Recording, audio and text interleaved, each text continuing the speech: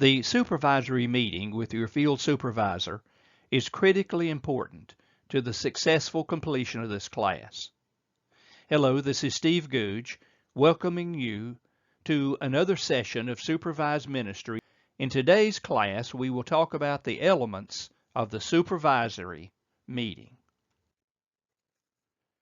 Now, what should you expect to learn? Well, the importance of the supervisory meeting. Second, what to bring to your initial meeting.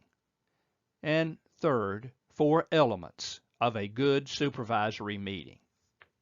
Supervised ministry requires students to enlist a field supervisor and a suitable placement to engage in ministry. The weekly meeting with the field supervisor is one of the most important ingredients. These one-on-one conferences are designed to discuss any issue that the student and the field supervisor agree upon. No doubt, the supervisory meeting will surface issues that require openness and trust. Pregnell, in Supervision of Theological Students, says this.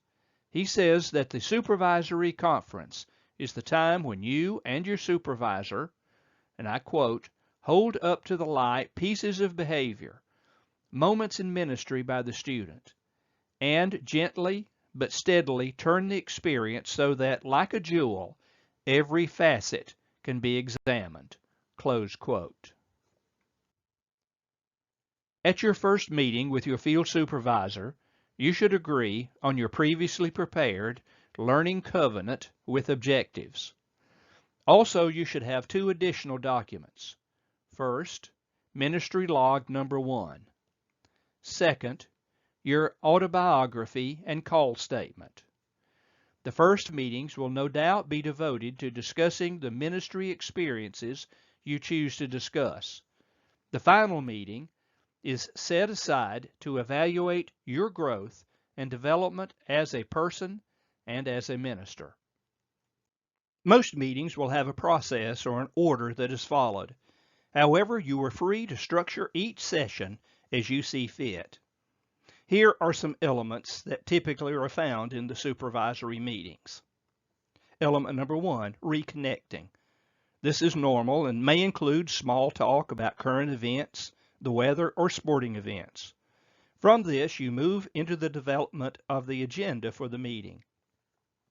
Element number 2, developing an agenda. Each week, you and your field supervisor must agree on a way forward, often called an agenda. Do you have a pressing issue that needs and deserves immediate attention? If so, this issue will take precedence over other items on a regular agenda. Your field supervisor might ask, what shall we discuss today? Or he may suggest a concern to be considered. Whatever the direction, the agenda should be agreed upon and should meet your needs. Element number 3, dealing with the agenda. Most of the time in your conference should be devoted to discussing issues related to your learning objectives previously agreed upon. You should bring samples of your ministry, including assignments such as ministry logs, verbatim reports, journal entries if you decide to use that kind of exercise or tool. These examples of your ministry provide an opportunity to examine your ministry and attempt to determine how you do ministry and why you do it that way. Your field supervisor is free to suggest new options to apply in the ministry situation under discussion. He may challenge you to reflect on why you minister in a certain way and challenge you to consider different options in the future. Remember that these supervisory meetings are focused on your development as a person and as a minister.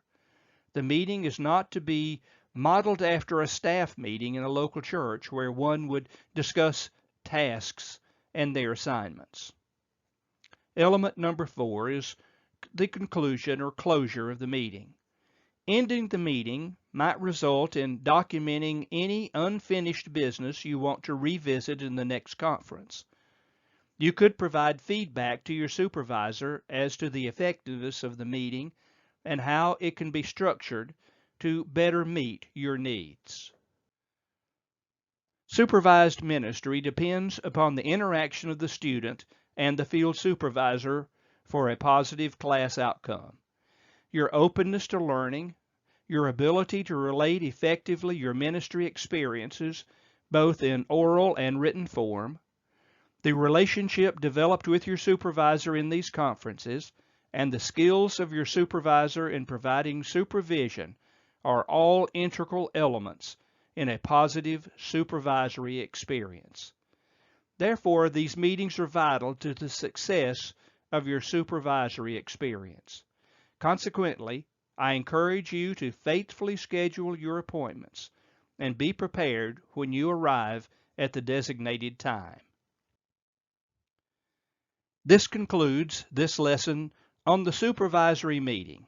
God bless you, and remember, I am praying for you.